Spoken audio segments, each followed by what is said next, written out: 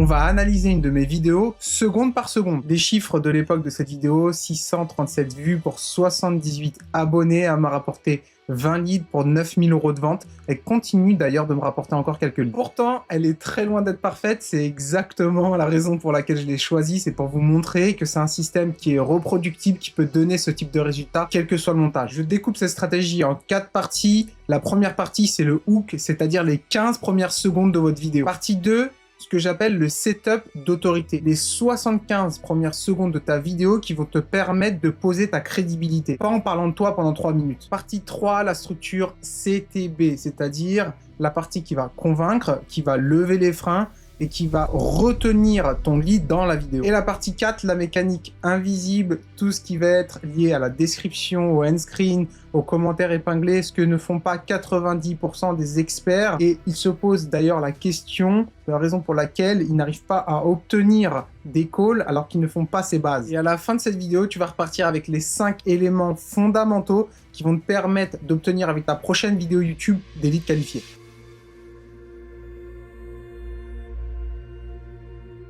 Avant de commencer, je vais un petit peu remettre dans le contexte ce cas pratique. C'était donc sur une autre chaîne. À l'époque, j'avais 78 abonnés. Je venais de commencer donc une autre chaîne. Personne ne me connaissait dans cette niche. Cette vidéo n'a aucun montage professionnel. Elle est même parfois déstructurée. Mais c'est pour vous montrer qu'avec la bonne structuration de vidéo qui est ou pas un très bon montage, si vous avez la bonne stratégie, n'importe quelle vidéo sur YouTube peut convertir. Pourquoi ce sujet de cette vidéo? C'est pas parce qu'il était tendance, ni parce que j'avais envie d'en parler. Tout simplement parce que c'était une question ultra nichée de ma cible, que ma cible se posait. J'avais zéro concurrence avec cet angle précis, donc je savais que j'allais vraiment taper dans le mille. J'ai utilisé ce qu'on appelle le transfert d'autorité, on en reparlera plus tard sur la chaîne avec Alex Hormozy et Sam Ovens. En aucun cas dans mon introduction, je cherchais à faire des vues. J'ai plutôt pris un angle très précis de cette niche avec aucune concurrence. Ça a donné donc 637 vues pour environ 20 leads avec un LPMV de 40 et 9000 € générés, en tout cas à ce jour sur cette chaîne. D'ailleurs, ça continue de me générer de temps à autre des leads.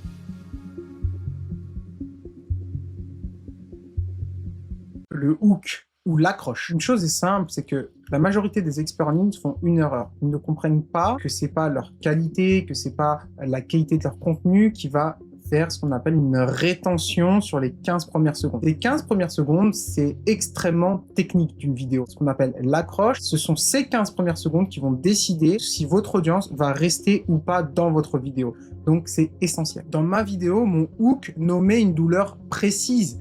Pas mon offre, pas mon positionnement, la douleur du spectateur. Petite règle d'or pour toi et tes futures vidéos. Les 5 premières secondes doivent parler de la douleur du spectateur. Pas de toi, pas de ton offre, de la douleur qu'il subit, qu'il est en train de vivre. Alors, ce que la plupart font. Bonjour, je m'appelle Samir. Aujourd'hui, je vais vous parler de... Ah, ça y est, c'est fini, il est déjà parti. Que je fais une phrase qui nomme directement la problématique ou le problème de mon client et avec la solution, donc le ROI, le retour sur investissement, qu'il va avoir dans cette vidéo. C'est simple, efficace, je dis pas de bonjour, je rentre directement dans le vif du sujet. Et le résultat de tout ça, il est énorme. 65% de taux de rétention dans les 30 premières secondes sur une vidéo de plus de 36 minutes. Je sais pas si vous en rendez compte. Pour construire un très bon hook, tu dois te poser une seule question. Quelle est la question que se pose ton client idéal lorsqu'il pense à son problème? Cette question-là, c'est ton hook.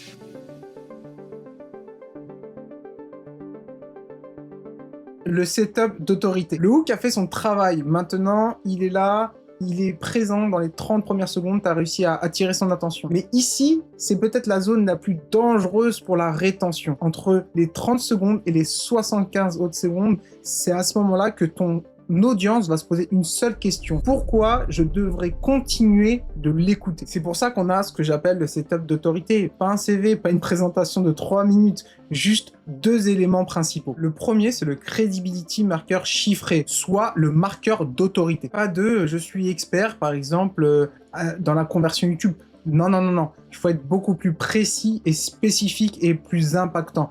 Du type, j'ai accompagné plus de 470 personnes à scaler grâce à YouTube. J'ai réalisé, par exemple, une vidéo qui a juste fait 623 vues avec 78 abonnés seulement, qui a généré déjà plus de 9000 € et qui continue de me générer des leads qualifiés à ce jour. Le deuxième, c'est le pont. Tu relis immédiatement ce marqueur d'autorité au problème du spectateur. Pas de « écoutez-moi, j'ai fait ». Non, non, pas du tout. Sois beaucoup plus bref, beaucoup plus direct. Un exemple, j'ai réalisé et j'ai connu aussi ce problème des dizaines de fois. Ça m'a permis d'aider plus de 20 personnes sur cette problématique précise. Dans ma vidéo, cette partie-là durait moins de 75 secondes. 75 secondes seulement pour créer la crédibilité, créer la relation, créer la confiance et lier ma crédibilité et mon expertise à la problématique précise de l'audience qui est en train de regarder cette vidéo. Et ça, c'est extrêmement important. Tu ne dois pas faire plus de 90 secondes pour cette partie-là, sinon tu vas perdre l'audience et ta rétention va chuter drastiquement.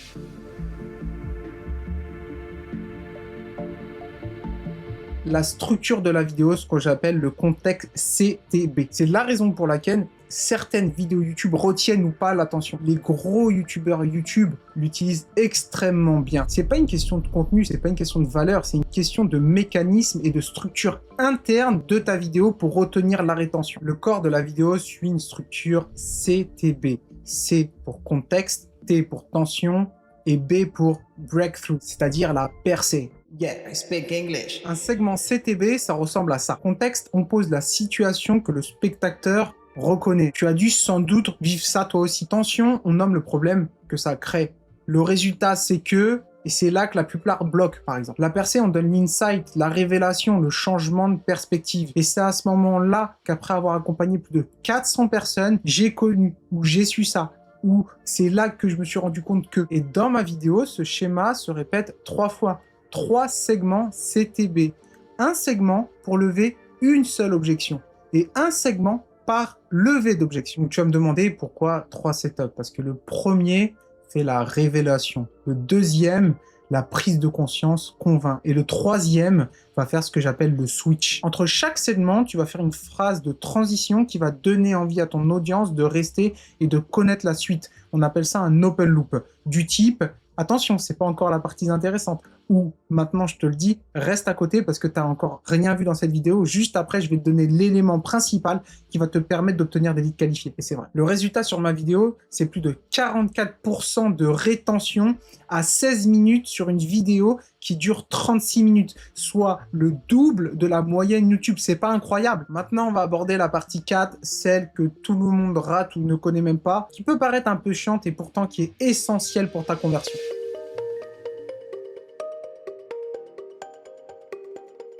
Le mécanisme invisible. La vidéo, c'est 50% de ton travail. Le mécanisme invisible va représenter les 50 autres pourcents qui vont te permettre de convertir et surtout d'avoir un setup vraiment optimisé pour garder l'audience et la faire passer à la prise de décision de prendre un rendez-vous avec toi. Ce que je vais te montrer, la plupart des experts n'y pensent jamais. Ça va se limiter à seulement 4 éléments précis que tu vas devoir utiliser pour obtenir une conversion optimale avec YouTube. 1. La description. Il y a des éléments obligatoires dans ta description. Juste en dessous, comme tu peux le voir, tu as un lien pour prendre rendez-vous avec moi pour un appel d'audit. D'ailleurs, si tu veux le faire, n'hésite pas, c'est juste en dessous. Ensuite, en dessous, tu dois au moins mettre une ressource gratuite ou un élément, un lead magnet, si tu en as parlé, tu l'as promis à ton audience dans ta vidéo. Une newsletter aussi peut être quelque chose de très très intéressant. Essaye de ne pas trop sortir les personnes de YouTube, mais tu peux quand même mettre, si jamais ils n'ont pas cliqué, un LinkedIn ou un Instagram qui est vraiment dans la même niche que ta chaîne YouTube. Pourquoi les 2 premières lignes? Pourquoi je parle toujours des 2 premières lignes? Parce que on sait que les 2 premières lignes seront toujours visibles par l'audience. Si tu mets ton call en ligne 12, comment tu veux qu'il trouve? Si tu dis « prends rendez-vous en bas avec moi » et qu'il doit scroller, il doit chercher, bah, tu as très peu de chances qu'il le trouve et que surtout, il fasse l'effort de scroller, de mettre « afficher plus » et d'aller tout en bas et de chercher. S'il fait cet effort-là, c'est qu'il est extrêmement qualifié, c'est que tu as très bien fait ton travail, tant mieux. Mais fais en sorte de mâcher le travail, d'optimiser tes chances, d'optimiser ton CTR commercial. Si tu sais pas ce que c'est, reprends mes vidéos, tu vas trouver une vidéo spécifiquement sur ça. 2. Le commentaire épinglé. Si tu as la chance d'avoir des commentaires, de nos jours, c'est pas facile. Donc, si tu as la chance d'avoir un commentaire avec de l'engagement, de réelles questions et qu'il apporte une valeur supplémentaire et une véritable valeur à ta vidéo, ce qu'il faut faire, c'est l'épingler. En l'épinglant, souvent, tu vas pouvoir utiliser cette preuve, ce contenu, il va être lu par les personnes les plus engagées. Et souvent, les personnes qui mettent ce type de commentaires ou qui lisent ce type de commentaires, ce sont celles les plus engagées. Souvent, les personnes qui vont prendre un rendez-vous avec toi aussi, elles vont pas laisser de commentaires, elles vont pas laisser de likes, elles vont juste s'abonner silencieusement. Et c'est celles qu'on vise, ce sont les meilleurs profils pour toi. Élément numéro 3, l'end-screen ou l'écran de fin. À la fin de ta vidéo, tu peux mettre ce qu'on appelle une vignette pour l'emmener sur une autre vidéo. Ça peut continuer le parcours de conversion, au lieu que ce soit une vidéo suggérée par YouTube. Prenons l'exemple d'un auditeur qui aime les chats et qui aime le business. Il peut se retrouver avec une vidéo soit à la fin de ta vidéo d'un concurrent, ou une vidéo sur les chats complètement. Donc, mais une vidéo qui continue le parcours de conversion, qui va continuer de créer la relation et qui va augmenter la rétention. Donc, on se comprend bien. Alors, tu vas me dire, oui, Samir, toi, tu n'as pas d'écran de fin sur certaines de tes vidéos. Oui, justement, je le fais parce que j'ai une autre stratégie aussi que j'utilise. D'ailleurs, si tu veux en parler, c'est juste en dessous pour prendre un call. 4e élément, le chapitrage. Chaque élément CTP est un chapitre. Ça permet donc à ton auditeur de pouvoir revenir dessus et souvent, ça lui permet aussi de parcourir et de revenir sur les éléments qu'il souhaite comprendre. Plus l'auditeur va revenir sur un élément, plus il sera chaud, plus il risque de prendre un rendez-vous avec toi. Et en plus de ça, c'est extrêmement apprécié et ça vient augmenter aussi la rétention au niveau statistique, donc ça va être apprécié par l'algorithme YouTube. Ces 4 éléments ensemble, c'est ce qui transforme une vidéo simple en une vidéo qui va te permettre d'obtenir et de convertir des leads de manière simple, efficace et prédictible. Maintenant que tu as les 4 parties, comme promis, je vais te donner la stratégie complète que tu vas pouvoir appliquer dès la semaine prochaine pour obtenir des leads qualifiés.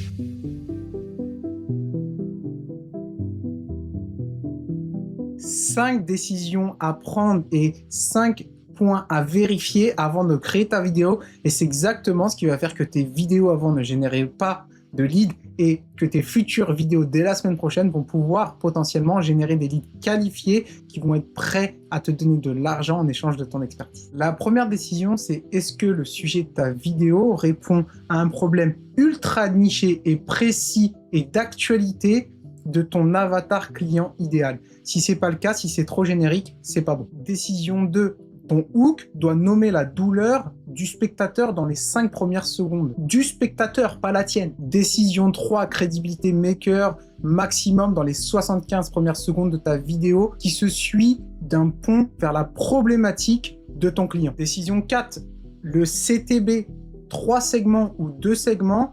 Entre les segments, un open loop pour faire les phrases de transition. Décision 5, la description, un CTA vers un appel, une ressource, un lead magnet, une newsletter, un in-screen et si tu peux, le commentaire épinglé. Si tu suis bien ces 5 décisions avant de créer ta vidéo YouTube, tu vas pouvoir obtenir des leads qualifiés comme moi je l'avais fait à l'époque avec seulement 78 abonnés, 623 vues, avec laquelle j'avais généré concrètement 20 appels et plus de 9000 € à ce jour avec cette seule vidéo. Et je te parle d'une vidéo qui en soi a des résultats moyen pour moi. Attention, si c'est pas la première vidéo ou si c'est ta première vidéo, il faut savoir à qui t'as affaire. Moi, je promets pas, ça va pas fonctionner à 100%. Je dis juste que tu mets toutes tes chances pour les prochaines vidéos pour obtenir des leads qualifiés avec ces décisions. Alors en plus, si tu as une grosse chaîne où tu as beaucoup d'abonnés, alors là, si tu utilises ces 5 décisions, là, c'est jackpot, tu auras des quick wins extrêmement rapides et les leads vont pleuvoir. D'ailleurs, si tu veux en savoir plus, juste en dessous, j'ai mis une vidéo extrêmement spéciale dans laquelle je te montre comment on diagnostique une vidéo et une chaîne, surtout YouTube, qui convertit et pourquoi avec très peu d'abonnés, on arrive à obtenir énormément de leads qualifiés et faire énormément de chiffres. C'est juste en dessous. C'est pas une vidéo classique, c'est vraiment comment on travaille avec nos clients. Et comme j'applique mes conseils, la vidéo est le 2e lien de la description sous cette vidéo.